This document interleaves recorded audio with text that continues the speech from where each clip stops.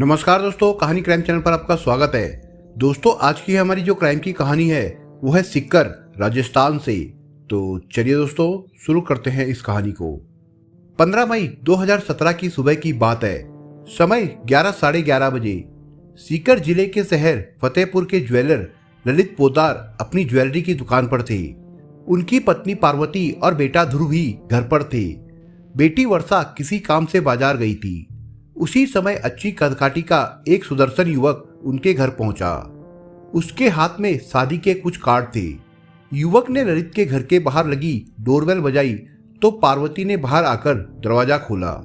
युवक ने हाथ जोड़ते हुए कहा, नमस्ते आंटी जी, पोद्दार अंकल है क्या घर पर?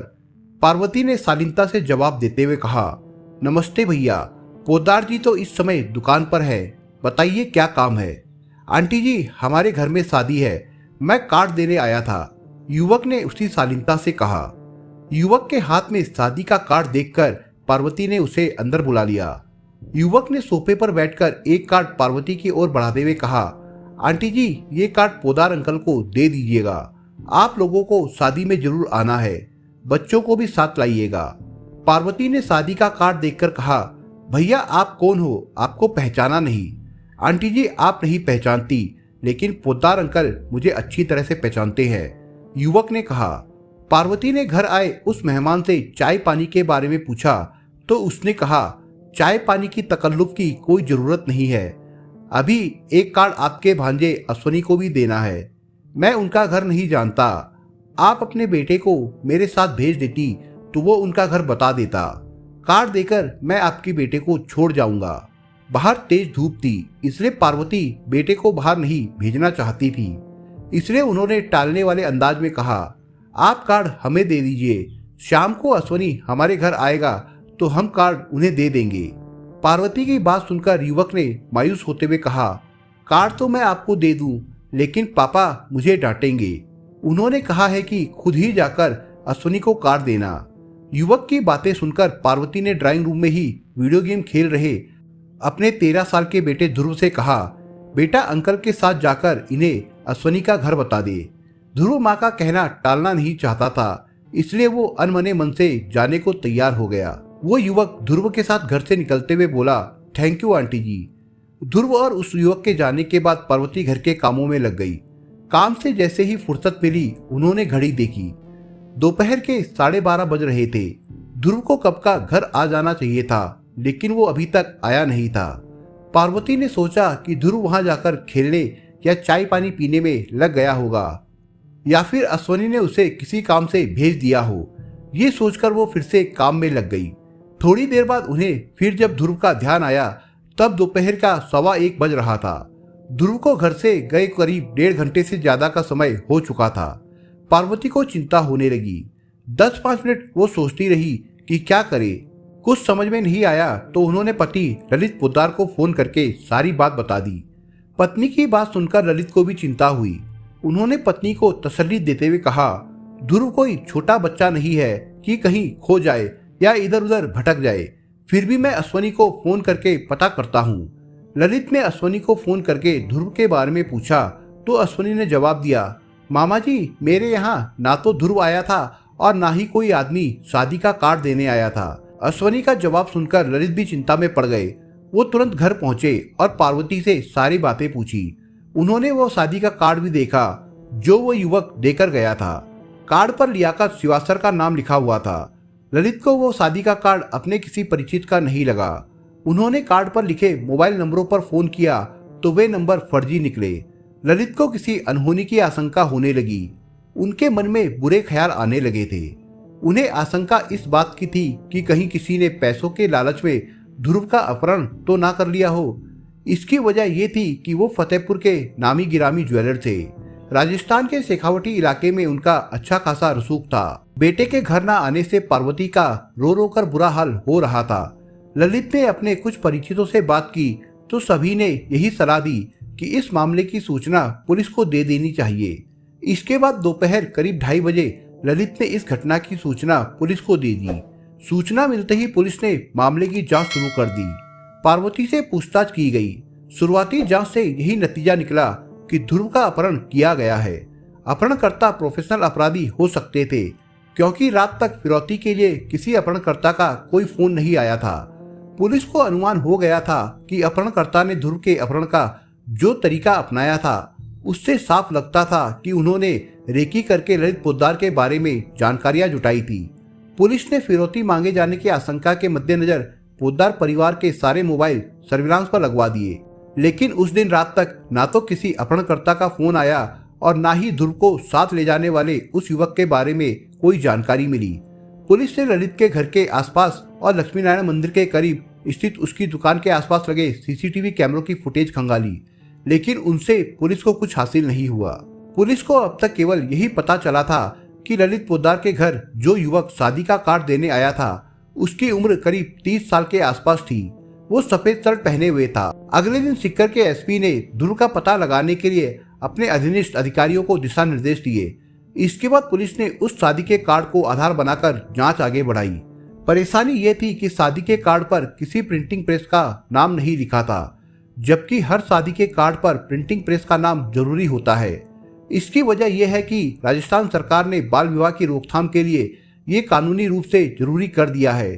पुलिस ने शादी के कार्ड छापने वाले प्रिंटिंग प्रेस मालिकों से बात की तो पता चला कि उस कार्ड में ऑफसेट पेंट का इस्तेमाल किया गया था।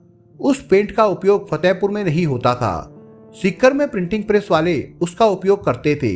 इसके बाद पुलिस ने सीकर, चूरू और झुंझुनू के करीब 150 प्रेस वालों से पूछताछ की।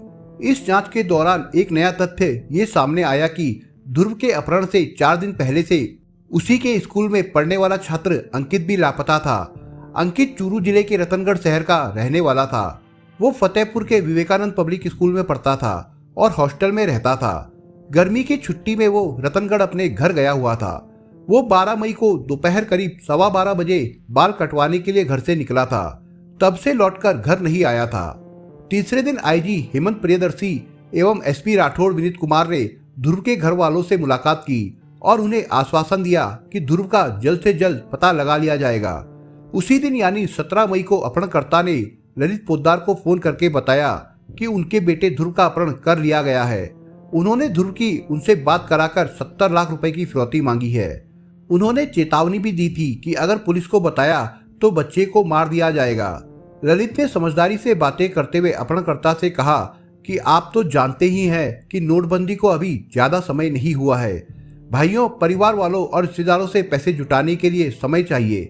चाहे जितनी कोशिश कर लूं, 70 लाख रुपए इकट्ठा नहीं हो पाएंगे।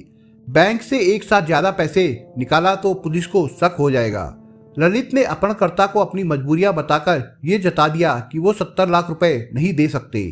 बाद में अपहरणकर्ता 45 लाख रुपए लेकर ध्रुव को सकुशल छोड़ने को राजी हो गए। अपहरणकर्ताओं ने फिरौती की ये रकम कोलकाता में हावड़ा ब्रिज पर पहुंचाने को कहा, लेकिन बाद में उन्होंने फिरौती की रकम मुंबई में लाने को कहा। ललित का मोबाइल पहले से ही पुलिस सर्विलांस पर लगा रखा था। पुलिस को अपहरणकर्ता और ललित के बीच हुई बातचीत का पता चल गया। इसी के साथ पुलिस को वो मोबाइल नंबर भी मिल गया जिससे ललित को फोन किया गया था। इसी बीच पुलिस ने शादी के उस कार्ड की जांच एक्सपर्ट से कराई तो पता चला कि वो एविडेक प्रिंटर से छपा था। शेखावटी के सीकर, चूरू व झुंझुनू जिले के करीब 60 एविडेक प्रिंटर थे। इन प्रिंटर मालिकों से पूछताछ की गई तो पता चला कि वो कार्ड नवलगढ़ के एक प्रिंटर से छपवाया गया था। उस प्रिंटर के मालिक से पूछताछ में पता चला कि वो कार्ड फतेहपुर के किसी आदमी ने उसके प्रिंटर पर छपवाया था। उस आदमी से पूछताछ में पुलिस को अपहरणकर्ता युवक के बारे में कुछ सुराग मिले। इसके अलावा पुलिस ने 15 मई को ललित पोद्दार के मकान के आसपास घटना के समय हुई सभी मोबाइल कॉल को ट्रेस किया।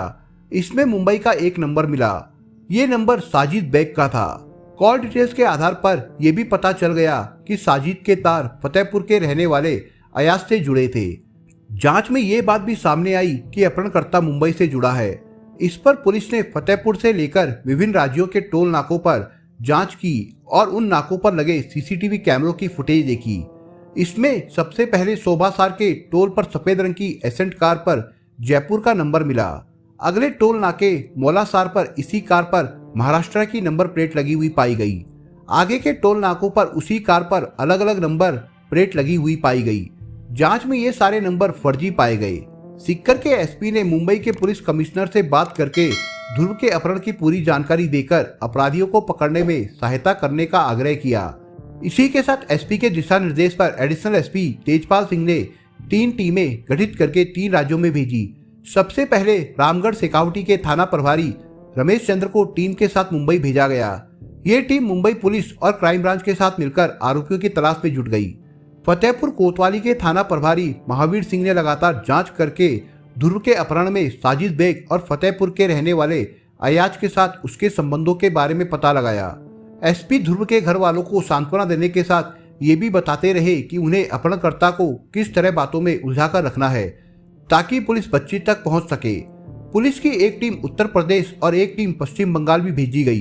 पुलिस को संकेत मिले थे कि अपहरणकर्ता ध्रुव को लेकर मुंबई, कोलकाता या कानपुर जा सकते हैं। लगातार भागदौड़ के बाद सीकर पुलिस ने मुंबई पुलिस की क्राइम ब्रांच की मदद से 21 मई की आधी रात के बाद मुंबई के बांद्रा इलाके से ध्रुव को सकुशल बरामद कर लिया। पुलिस ने उसके अपहरण के आरोप में साजिद बेग को मुंबई से गिरफ्तार भी कर लिया था। इसके अलावा उसकी 2 गर्लफ्रेंड्स को भी गिरफ्तार किया गया। पुलिस ने वो एसेंट कार भी बरामद कर ली जिससे ध्रुव का अपहरण किया गया था। सीकर पुलिस 22 मई की रात ध्रुव और आरोपियों को लेकर मुंबई से रवाना हुई और 23 मई को फतेहपुर आ गई। पुलिस ने ध्रुव के अपहरण के मामले में मुंबई से साजिद बेग और उसकी गर्लफ्रेंड्स यास्मीन जान और हालिमा मंडल को गिरफ्तार किया था। पूछताछ के बाद फतेहपुर के रहने वाले अयाज उल हसन उर्फ हयाज को गिरफ्तार किया गया। इसके बाद सभी आरोपियों से की गई पूछताछ में ध्रुव के अपहरण की जो कहानी उभर कर सामने आई वो कुछ इस प्रकार से थी। साजिद बेग पेशे से सिविल इंजीनियर था। वो बांद्रा मुंबई में मछली बाजार में रहता था। उसे हिंदी, अंग्रेजी व मारवाड़ी का अच्छा ज्ञान था। वो मूल रूप से फतेहपुर का ही रहने वाला था। उसके दादा और घर के अन्य लोग मुंबई जाकर बस गए थे। फतेहपुर में साजिद का 2 मंजिला आलीशान मकान था। वो फतेहपुर आता जाता रहता था। उसकी पत्नी भी पढ़ी लिखी थी। उसका एक बच्चा भी है। मुंबई स्थित उसके घर पर नौकर चाकर काम करते हैं। उसके पिता के भाई और अन्य रिश्तेदार भी मुंबई में ही रहते हैं। इनके लोखंडवाला, बोरीवली सहित कई पॉश इलाकों में आलीशान बंगले हैं। वो मुंबई में बिल्डिंग कंस्ट्रक्शन का काम करता था। मौज मस्ती के गलत शौक और व्यापार में घाटा होने की वजह से साजिद कई महीनों से आर्थिक तंगी से गुजर रहा था। उस पर करीब 30 लाख रुपए का कर्जा हो गया था। इसलिए वो जल्द से जल्द किसी भी तरीके से पैसे कमाकर अपना कर्ज उतारना चाहता था। करीब 2 महीने पहले साजिद ने फतेहपुर के रहने वाले अपने बचपन के दोस्त अयाज उल हसन उर्फ हयाज को मुंबई बुलाया। वो 5 दिनों तक मुंबई में रहा। इस बीच साजिद ने उससे पैसे कमाने के तौर तरीके के बारे में बात की। इस पर अयाज ने कहा कि फतेहपुर में किसी का अपहरण करके उसके बदले में अच्छी खासी फिरौती वसूली जा सकती है। हालांकि उस समय ये तय नहीं हुआ था कि अपहरण किसका किया जाएगा। साजिद ने अयाज को ये कहकर फतेहपुर वापस भेज दिया कि वो किसी ऐसी पार्टी का चयन करे जिससे मोटी रकम वसूली जा सके। अयाज फतेहपुर आकर योजना बनाने लगा। अयाज ने पिछले साल फतेहपुर के ज्वेलर ललित पोद्दार के मकान पर पेंट का काम किया था, इसलिए उसे ललित के घर परिवार की सारी जानकारी थी। उसने साजिद को ललित के बारे में बता दिया। इसके बाद दोनों ने ललित के बेटे ध्रुव के अपहरण की योजना बना ली। उसी योजना के तहत शादी का फर्जी कार्ड नवलगढ़ से छपवाया गया। इसके बाद कार्ड से केमिकल द्वारा प्रिंटिंग प्रेस का नाम हटा दिया गया। योजना अनुसार साजिद 10 मई को मुंबई से कार लेकर फतेहपुर आ गया और दरगाह एरिया में रहने वाले अपने दोस्त अयाज से मिला। इसके बाद ध्रुव के अपहरण की योजना को अंतिम रूप दिया गया। 15 मई को शादी का कार्ड देने के बहाने साजिद ललित के घर से उसके बेटे ध्रुव को अश्वनी के घर ले जाने की बात कहकर साथ ले गया और उसे घर के बाहर खड़ी एसेंट कार में बैठा लिया। उसने ध्रुव से कहा कि गाड़ी में पेट्रोल नहीं है, इसलिए पहले पेट्रोल भरवा ले, फिर अश्वनी के घर चलेंगे। फतेहपुर में पेट्रोल पंप से पहले ही साजिद ने गाड़ी की रफ्तार बढ़ा दी तो ध्रुव को शक हुआ। वो शीशा खोलकर बचाओ बचाओ चिल्लाने लगा। इस पर साजिद ने उसे कोई नशीली चीज सूंघा दी जिससे वो बेहोश हो गया था। ध्रुव को बेहोशी की हालत में पीछे की सीट पर सुलाकर साजिद अपनी कार से मुंबई ले गया। बीच बीच में टोल नाकों से पहले उसने 5 बार कार की नंबर प्लेट बदली। साजिद ने ध्रुव को मुंबई में अपनी 2 गर्लफ्रेंड के पास रखा। इनमें एक गर्लफ्रेंड यास्मीन जान मुंबई के चेंबूर में लोखंड मार्ग पर रहती थी। तलाकशुदा यास्मीन को साजिद ने बता रखा था कि वो कुंवारा है। उसने उसे शादी करने का झांसा भी दे रखा था। साजिद ने यास्मीन को ध्रुव के अपहरण के बारे में बता दिया था। यास्मीन फिरौती में मिलने वाली मोटी रकम से साजिद के साथ ऐशो आराम की जिंदगी गुजारने का सपना देख रही थी, इसलिए उसने साजिद की मदद की और ध्रुव को अपने पास रखा। साजिद की दूसरी गर्लफ्रेंड हालिमा मंडल मूल रूप से पश्चिम बंगाल की रहने वाली थी। वो पिछले कई सालों से बांद्रा इलाके में बाजार रोड पर रहती थी। उसके 2 बच्चे हैं। साजिद मुंबई पहुंचकर ध्रुव को सीधे हालिमा के घर ले गया था। उसने उसे ध्रुव के अपहरण के बारे में बता दिया था। हालिमा ने भी फिरौती में मोटी रकम मिलने के लालच में साजिद का साथ दिया और ध्रुव को अपने पास रखा। वो ध्रुव को नींद की गोलियां देती रही ताकि वो शोर ना मचा सके। फेसबुक पर एक पोस्ट में खुद को मुंबई का किंग बताने वाला साजिद इतना शातिर था कि ललित पोद्दार से या अयाज से बात करने के बाद मोबाइल स्विच ऑफ कर लेता था ताकि पुलिस उसे ट्रेस ना कर सके। ध्रुव को जहां रखा गया था वहां से वो करीब 100 किलोमीटर दूर जाकर नई सिम से फोन करता था ताकि अगर किसी तरह पुलिस मोबाइल नंबर ट्रेस भी कर ले तो उसी लोकेशन पर बच्चे को खोजती रहे। साजिद के बताए अनुसार टीवी पर आने वाले आपराधिक सीरियलों को देखकर उसने ध्रुव के अपहरण की साजिश रची थी। सीरियलों को देखकर ही उसने हर कदम पर सावधानी बरती, लेकिन पुलिस उस तक पहुंच ही गई, जबकि उसने पुलिस से बचने के तमाम उपाय किए थे। 23 मई को पुलिस ध्रुव को लेकर फतेहपुर पहुंची तो पूरा शहर खुशी से नाच उठा। पुष्प वर्षा और आतिशबाजी की गई। 9 दिनों बाद बेटे को सकुशल देखकर पार्वती की आंखों से आंसू बह निकले। पिता ललित पोद्दार ने बेटे को गले से लगाकर माथा चूम लिया। सालासर मंदिर में लोगों ने फतेहपुर कोतवाली के थाना प्रभारी महावीर सिंह का सम्मान किया। पुलिस ने ध्रुव के अपहरण के मामले में साजिद के अलावा यास्मीन जान, हालिमा मंडल और फतेहपुर निवासी अयाज को गिरफ्तार किया था। फतेहपुर के एक अन्य युवक की भी इस मामले में भूमिका संदिग्ध पाई गई। इसके अलावा उत्तर प्रदेश के एक गैंगस्टर नसरत उर्फ नागा उर्फ चाचा का नाम भी ध्रुव के अपहरण में सहयोगी के रूप में सामने आया है। नसरत उर्फ नागा उत्तर प्रदेश के सिमोनी का रहने वाला था। वो फिलहाल मुंबई के गौरी खानपुर में रहता है। साजिद काफी समय से उसके संपर्क में था। उसके साथ नागा भी आया था। उसने नागा को सीकर में ही छोड़ दिया था। ध्रुव के अपहरण के बाद नागा साजिद के साथ हो गया था। दोनों ध्रुव को लेकर मुंबई गए थे। नागा पर उत्तर प्रदेश और मुंबई में हत्या के 3 मामले और लूट, चाकूबाजी, हथियार तस्करी, गुंडा एक्ट आदि के दर्जनों मामले दर्ज है। सभी आरोपियों को गिरफ्तार करने के बाद अदालत में पेश किया गया, जहां से सभी को जेल भेज दिया गया। दोस्तों, इस कहानी के बारे में आपके विचार क्या है, हमें कमेंट बॉक्स में जरूर बताएं।